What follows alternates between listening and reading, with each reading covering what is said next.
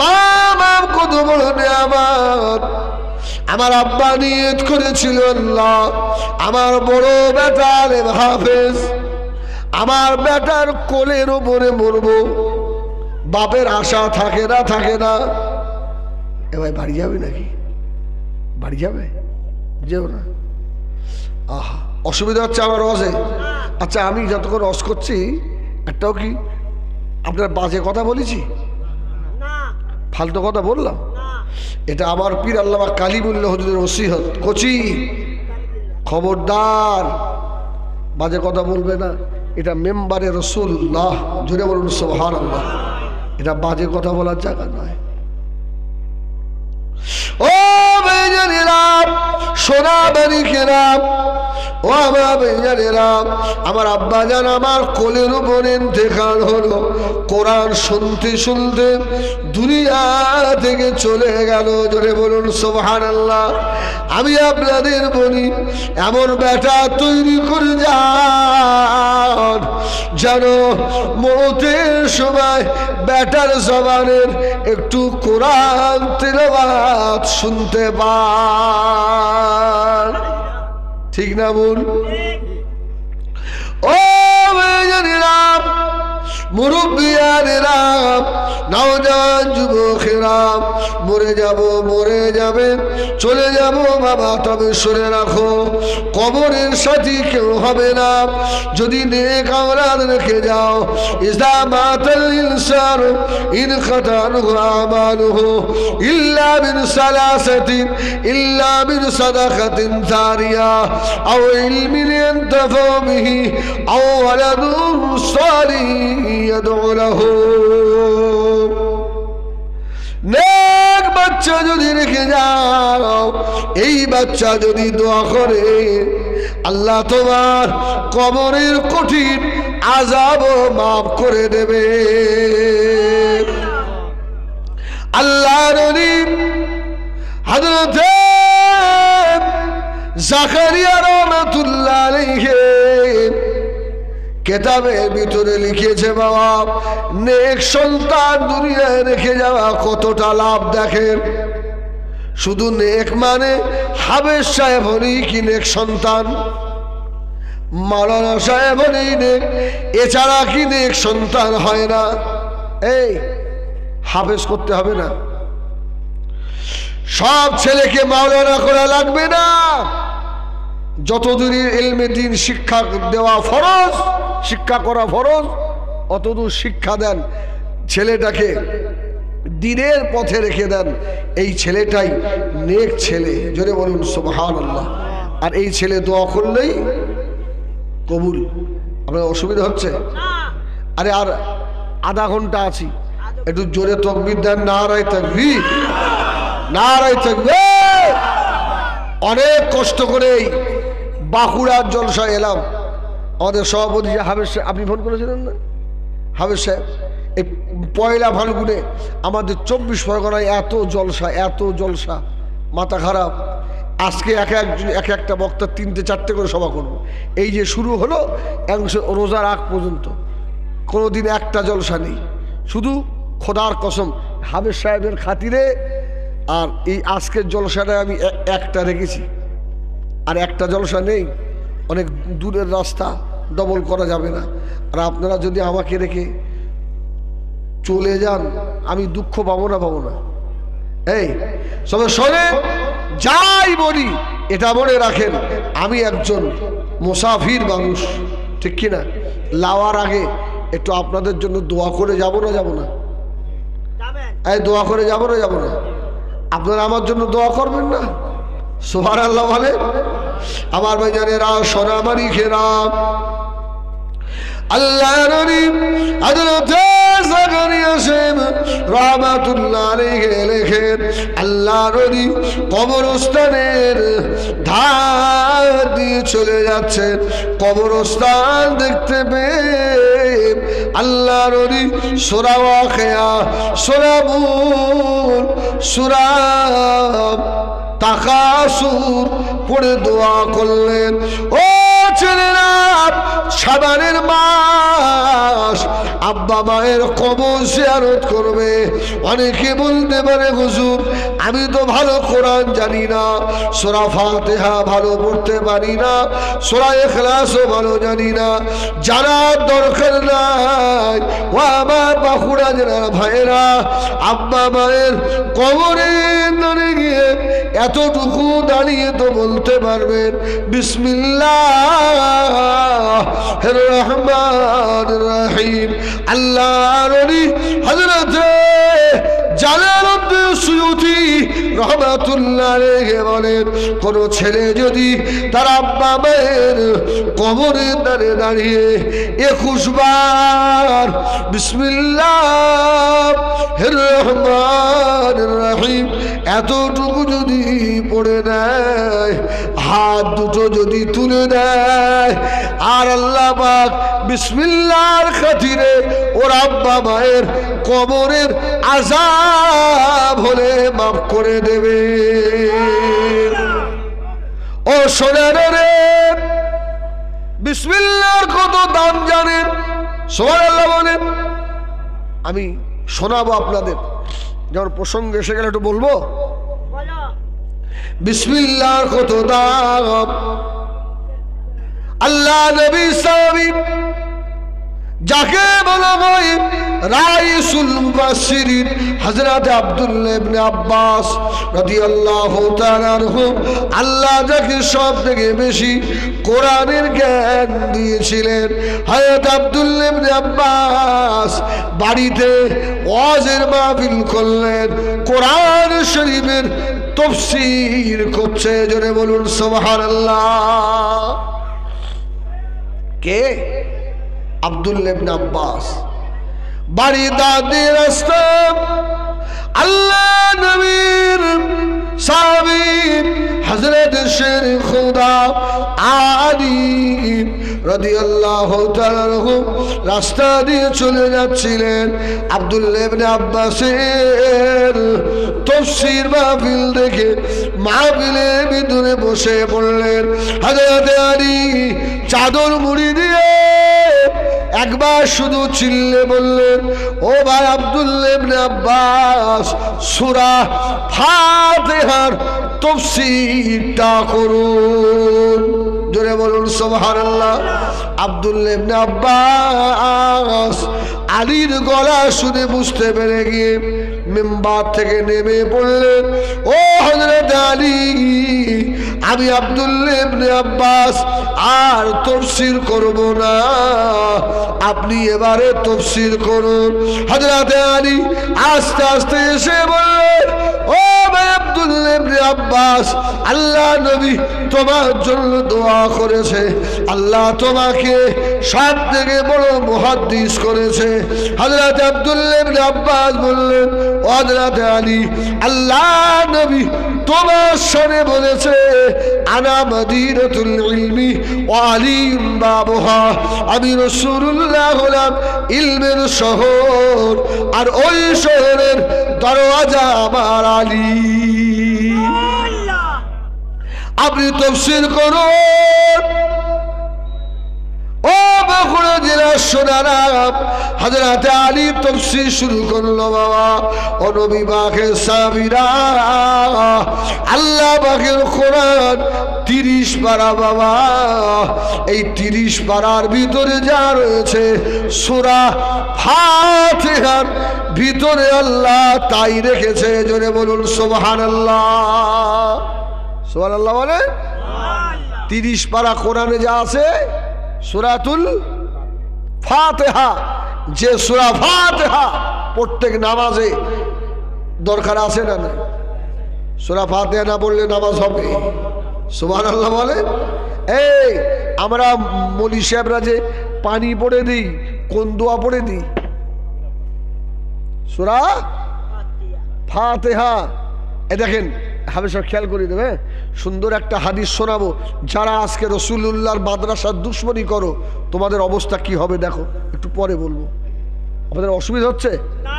বলুন না আলহামদুলিল্লাহ। বললেন 30 পারায় যা আছে সূরা ফাতিহায় তাই আছে। আব্দুল্লাহ ইবনে আব্বাস বললেন, এই সূরা ফাতিহায় যা আছে বিসমিল্লাহর ভিতরে তাই আছে। সুবহানাল্লাহ। মানে আব্দুল্লাহ ইবনে আব্বাস বললেন বিসমিল্লাহর ভিতরে যা আছে 12 অক্ষরের মধ্যে তাই আছে। সুবহানাল্লাহ। বলে আর 12 অক্ষরের ভিতরে যা আছে এই 12 অক্ষরের নিচে একটা নোক্তা আছে না, এই নোক্তার ভিতরে তাই আছে। জোরে বলুন সুবহানাল্লাহ। ও আমার মেয়েরা সোনামণি খেরা, এই জন্য আল্লাহ নবী মিরাজে গিয়ে হযরতে জিবরাইল জান্নাত জাহান্নাম দেখালেন, হাউজে কাউসার দেখালেন। আল্লাহ নবী হাউজে কাউসার দেখে ছুটে গিয়ে বললেন, ও ভাই জিবরাইল সালাম, একটু হাউজে কাউসারের পানি আমাকে পান করাও। জিবরাইল আল্লাহ নবী বললেন, আখি জিবরাইল, কাউসারের পানি যে পান করব এর গেটে যে তালা লাগানো, চাবিটা দাও। জিবরাইল বলল, ইয়া রাসূলুল্লাহ, এই চাবি দুনিয়ায় নাই, এই চাবির নাম হচ্ছে বিসমিল্লাহির রহমানির রহিম। জোরে বলুন সুবহানাল্লাহ। আল্লাহ নবী মেরাজ থেকে ফিরে আসার পরে নবী যখন দোয়া করতেন, আল্লাহ নবী বলতেন, আল্লাহুম্মা আকুলু বিসমিল্লাহির রহমানির রহিম ফারযুকনা লিহাযান নাঈম। আয় আল্লাহ, আমি হাউজে কাউসার দেখে ভুলতে পারি না। আল্লাহ, আমি মুহাম্মদ কোন কাজে বিসমিল্লাহ বাদ দিন। আল্লাহ, ওই দিনের জন্য আমাকে হাউজে কাউসার থেকে বঞ্চিত করো না। সুবহানাল্লাহ। তাহলে সব কাজে বিসমিল্লাহ পড়তে হবে না? হবে না? পড়বেন, তাহলে আল্লাহ হাউজে কাউসার দেবে। আল্লাহ নবী সাহাবায়ে কেরামদেরকে আল্লাহ নবী ডাকলেন। কয়েকজন সাহাবীকে আল্লাহ নবী কোরআন দিয়ে বললেন, বাবা সাহাবীরা, এই কোরআনের শিক্ষাটা অমুক জায়গায় গিয়ে দিয়েছো। সাহাবায়ে কেরামেরা খাবার নিয়ে বার হলেন। প্রতিমধ্যে খাবারগুলো শেষ হয়ে গেল। ওই এলাকায় গিয়ে এলাকার যিনি মাতব্বর তাকে গিয়ে বললেন, আল্লাহ নবী পাঠিয়েছে তোমাদের কোরআন শেখাবো, আমাদের কিছু খেতে দাও মাতব্বর। মাতব্বর বলল, তোমার কোরআনও শিখবো না আর তোমাকে খেতেও দেবো না, দূরা পালিয়ে যা। অনেকে আছে দেখবেন যারা মাস্টার টাইপের লোক, তবে সব মাস্টার নয়। স্যার এসছিলাম মারার জন্য, ছেলেগুলোর জীবনগুলো আপনারা নষ্ট করেই দিলেন। বলে না? বলে না? কি করতে কিনতে যাবো জীবনগুলো নষ্ট হয়ে গেল। ও শয়তান বাপের জাতি নয়, ও বাপের জাত নয়। আর আমার ছেলে এবছরে আলেম পরীক্ষা দিচ্ছে, আলহামদুলিল্লাহ, দোয়া করেন। তো ওকে আমি ছোটবেলায় ইংলিশ মিডিয়ামে দিয়েছিলাম। তো যখন ইংলিশ মিডিয়াম থেকে তুলে মাদ্রাসায় দিচ্ছি, আমার এক মাস্টার রাস্তায় ধরেছে, দেন দেন হুজুর, দেন দেন। আসসালামু আলাইকুম, কী খবর? আরে আপনার ছেলেটা আসে না তো? আমাদের ছেলেরা আর আসবে না তো? কেন? আমার ছেলেকে মাদ্রাসায় দিস। আমার কাছে এই জন্যই আমি আপনাদের না, সত্যি দেখলে আমার রাগ হয়। বেনিয়ান ছেলে, আপনার ছেলে পড়ছে কি? ওই জন্যই তো আমরা কম বিদ্যের মানুষ তো। হ্যাঁ, না না, ছেলেটা ভবিষ্যৎ আপনি শেষ করলেন। আমি বললাম, মাস্টার তোমার এখনো বে করা ঠিক হয়নি। আর মৌলী সাহেবগা গুঁতো খুব সাংঘাতিক গুঁতো, এরা গুঁতো খায়, যখন গুঁতো দেয় না, এ গুঁতো সহ্য করা খুব মুশকিল। তো মাস্টার বলতেছে, মাস্টার সাহেব কী বললেন? আমি তোমার মাস্টার বে করা ঠিক হয়নি। তার মানে তুমি এখন ভবিষ্যৎ বোঝো না, তো তুমি বে করেছ কেন? বলছে, হুজুর কিরম কথা? আমি শোনেন, যারা মোমেন মুসলমান এদের ভবিষ্যৎ আখেরাত। সুবহানাল্লাহ বলেন। আমি আমার ছেলেটাকে ভবিষ্যতের চিন্তা করেই ওকে মাদ্রাসায় দিয়েছি। যদি বলুন সুবহানাল্লাহ। সুবহানাল্লাহ। ভাই যাই হোক, অনেক কথা, যদি পরে সময় তো আর বেশি নেই, আর মিনিট 20 আছে বলবো। তো সাহাবীরা গিয়ে বলছে, নবী পাক পাঠিয়েছে তোমাদের কোরআনের শিক্ষা দেব, তোমরা কিছু খেতে দাও। তো ওই এলাকার যে মাতব্বার ছিল, মাতব্বার বলছে কোরআন শিক্ষার জন্য আমি দিতে পারবো না। সাহাবীদের মনটা খারাপ, আল্লাহ আল্লাহ কোরআন শিক্ষার জন্য, ক্ষুধার জন্য বললাম, আমাদেরকে তাড়িয়ে দিল। আল্লাহ আল্লাহ পাক ওই এলাকার ভিতরে কঠিন বিষধর সাপ আল্লাহ নাযিল করলেন। ও ভাইজানেরা, সাপ আল্লাহ পাঠিয়ে দিলেন। ওই সাপ কাউকে কামড়ায় না। যে মাতব্বার আল্লাহ নবীর কোরআন শিক্ষা দেওয়া সাহাবীদের খেতে দিল না, তাড়িয়ে দিল, ওই সাপ গিয়ে ওই মাতব্বারের কামড়ে দিয়েছে। এটা গল্প নয় বাবা, বুখারীর হাদিস বলছি, বলুন সুবহানাল্লাহ। মাতব্বারের সাপ কার হুকুম মানে? এই সাপ কার হুকুম মানে? তোর তো জোরে বল, সাপ কার হুকুম মানে? আল্লাহর। এত মানুষ কাউকে কামড়ায়নি মাতব্বারে, আর এত বিষ ওই সাপের। হাদিস শরীফে এসছে, ওই দেশে যত ওঝা কবিরাজ ছিল, যত ওকে ঝাড়ায় বিষ নেমে যায়, আবার বিষ ওঠে। এখন ওদের ভিতরে কিছু মুরব্বি গোছের লোক ছিল, ওরা বলছে এই মুহাম্মদ সাল্লাল্লাহু আলাইহি ওয়াসাল্লামের সঙ্গী যারা কোরআন শিক্ষা দিতে এসছে না আমাদের কাছে, যারা সফরে বার হয়, ওদের অনেক ঔষধ জানা থাকে, বা ঔষধ সঙ্গে করে নিয়েও আসে। কি ভাই, আমরা যারা হজে যাই সঙ্গে করে ঔষধ নিয়ে যাইনি? হ্যাঁ, আরে হজ তো অনেক দূরের কথা, আমরা যারা দীঘায় ঘুরতে যাই ওষুধ নিয়ে যায়নি? অনেক শয়তান ওষুধ নিয়ে যায়, আল্লাহ মাফ করে। তো মুরব্বীরা বললে এক কাজ কর, ওই মুহাম্মদ সাল্লাল্লাহু আলাইহি ওয়াসাল্লামের যে সঙ্গীগুলো এসছে ওদেরকে একবার জিজ্ঞাসা করে দেখ না, সাপ ঝাড়ানোর মন্ত্র, বিষ ঝাড়ানোর মন্ত্র ওদের কাছে আছে কি? এলাকার মানুষেরা ছুটে এলো, আল্লাহ নবী সাহাবীদের কাছে এসে বললেন, ও বাবা, তোমরা কি সাপের বিষ ঝাড়াতে পারো? আল্লাহ নবীর একজন সাহাবী লাফ দিয়ে দাঁড়িয়ে পড়লেন, আমি পারি। বাবা কি দেবে? বলল, বাবা আমাদের মাতব্বরের সাপে কেটেছে, বিষ নামিয়ে দিতে পারলে যা চাইবে তাই দেবো। আল্লাহ নবীর সাহাবী বললেন, বিষ নামিয়ে দেবো, এক পাল ছাগল দিতে হবে।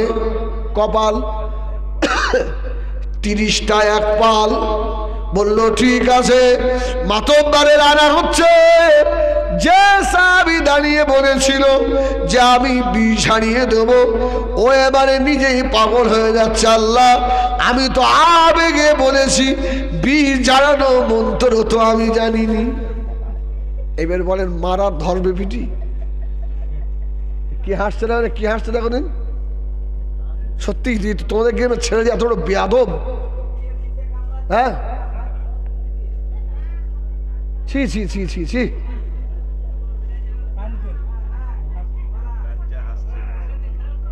আয় আমার দিকে, আল্লাহ মাফ করে না, আর সময় বেশি নেই, আর যেন জীবনে এই গ্রামে না আসতে হয়। তবে যে বিষ ঝাড়ায় ও উঠে বলছে, আল্লাহ আমি তো আবেগে পড়ে বলে ফেললাম, বিষ ঝাড়িয়ে দেবো। এই তুই হাসছিলি? বস বস। এই খুব ভালো ছেলে, আল্লাহু আকবার। আপনারা রাগ করছেন আমার উপরে? আমি আপনাদের ভাই নই? ভাই তো আপনাদের আমি নাকি? এই কেন আমার দেখতে খুব খারাপ টারাপ নাকি? বলুন আলহামদুলিল্লাহ। আরে ভাই বলে মানে না, আমিও আপনাদের ভাই বলে মেনে নিই।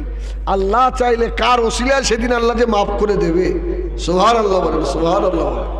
হ্যাঁ আমার শোনা, তাহলে সাহাবী চিন্তা করছে, আল্লাহ আমি তো আবেগে বলে ফেললাম বিষ নামিয়ে দেবো, কিন্তু মন্ত্র তো জানিনি। এখন যদি বিষ নামাতে না পারি আমার তো খাল খুলে ফেলবে। অনেকক্ষণ চুপ করে দাঁড়িয়ে দাঁড়িয়ে বলছে, হ্যাঁ মন্ত্রটা মনে এসছে। আমি দেখেছি রাসূলুল্লাহ যখন মসজিদে নবাবী থেকে বার হতেন, অনেক মানুষ তেল পানি নিয়ে রাসূলুল্লাহর সম্মুখে দাঁড়াতেন, সুবহানাল্লাহ বলেন।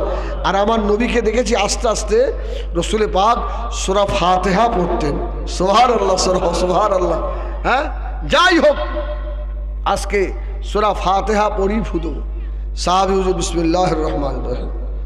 আলহামদুলিল্লাহি রাব্বিল আলামিন আর রহমানির রহিম মালিকি ইয়াউমিদ্দিন ইয়াকা না'বুদু ওয়া ইয়াকা নাস্তাঈন ইহদিনাস সিরাতাল মুস্তাকিম সিরাতাল লাযীনা আন'আমতা আলাইহিম গায়রিল মাগদুবি আলাইহিম ওয়ালাদ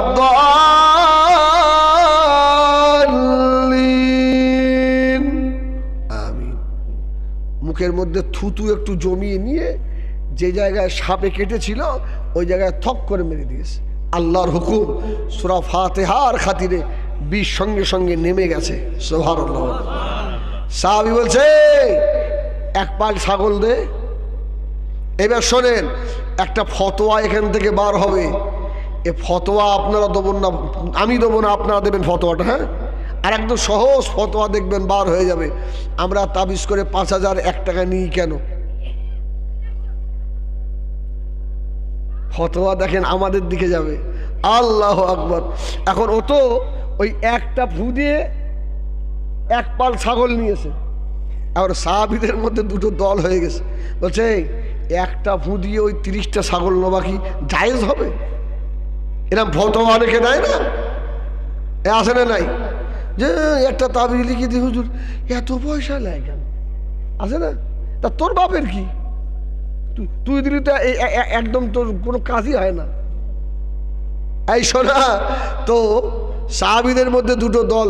এক দল বলছে ওই ছাগল খাওয়া যাবে না, একটা ভুঁ দিয়ে বিনা পরিশ্রমে ৩০টা ছাগল। সাহাবীরা বললে এক কাজ করো, এই যখন এখানে দ্বিমত হয়ে যাচ্ছে,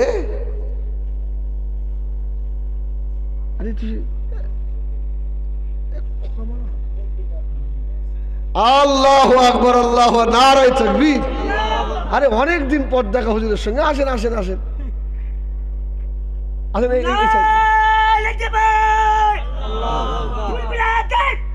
বল আল্লাহ বল। আমার ভাইয়েরা আসেন, আল্লাহু আকবার বলে, আল্লাহু আকবার বলে। আরে আমি তো বুঝতে পারিনি, আমার যেখানে বাড়ি হুজুর সেখানে মানুষ, বলুন না আলহামদুলিল্লাহ। এই হচ্ছে অরিজিনাল খোকা মাওলানা। কি বললাম? ইনি হচ্ছেন অরিজিনাল খোকা মাওলানা। আর সব বার হচ্ছে অন্যরকম সব জিনিস। যাক বাদ দেন। ওহ, তো সাহাবীদের মধ্যে দুটো দল হয়ে গেছে। একদল বলছে একটা ফু দিয়ে ৩০টা ছাগল নেওয়া যাবে না। সাহাবীরা বলছে এক কাজ করো, চলো আল্লাহর নবীকে গিয়ে জিজ্ঞেস করি।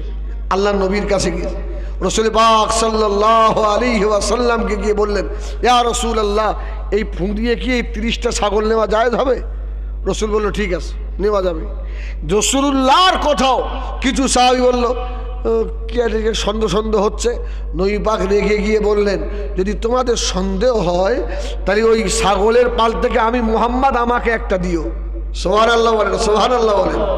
তাহলে মোটামুটি আমাদের দিকের ফতোয়া আমরা ঠিক করে ফেলিস না। আল্লাহু আকবার, আল্লাহ মাফ করেন। হুজুর এসছেন, আল্লাহু আকবার। বহুদিন আগে আমার সঙ্গে একসঙ্গে সভা করেছি, এক খাটেও শুয়েছি। এখন অনেকদিন দেখা হয় না, তো হুজুরের বাড়িও আমি গিয়েছি। হ্যাঁ, তো ইনি সে অরিজিনাল খোকা ভাই। ভাই এসছেন, আপনারা খুশি না বেজার? খুশি নয়?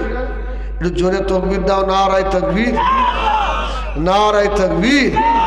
जनाब खोखा मौलाना साहेब, जनाब खोखा मौलाना साहेब सिलसिला हक मुजद्दिदुज़्ज़मान अहलु सुन्नत वल जमाआ, नारे तकबीर, नारे तकबीर। যাক 2 ঘন্টা পাক্কাই বক্তব্য রাখলাম, কেউ কষ্ট পেলেন, দুঃখ পেলেন, আল্লাহ মাফ করেন। হ্যাঁ, আল্লাহ হুজুর এসে হুজুরকে কিছু বলার তৌফিক দেন। আমাদের হাফেজ সাহেবকেও আল্লাহ কবুল করেন। যে ছেলেটা হাফেজ হলেন, আল্লাহ যেন শুধু ওকে নয়, পৃথিবীতে যত হাফেজে কোরআন আছে আমরা যেন এই কোরআনটুকু নিয়ে আল্লাহ তোমার ডাকে সাড়া দিতে পারি। বলো আল্লাহুম্মা আমিন, আল্লাহুম্মা আমিন। হ্যাঁ, এই বলেই আমার বক্তব্য এখানে ইতি করলাম। ওমা তৌফিক ইল্লা বিল্লাহ। দরুদ শরীফ আল্লাহুম্মা সাল্লি